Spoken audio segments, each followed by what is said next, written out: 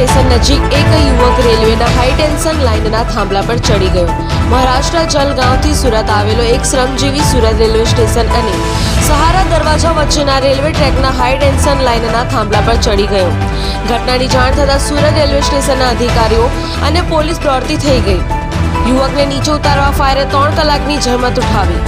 યુવક થાંભલા પરથી હાઈ ટેન્શન લાઇન ઉપર પડ્યો અને ફાયરે ઝીલી લીધો। બંધ હાઈ ટેન્શન લાઇન પર એક છેડેથી બીજા છેડે દોડતા યુવકને મહા મુસીબતે નીચે ઉતાર્યો।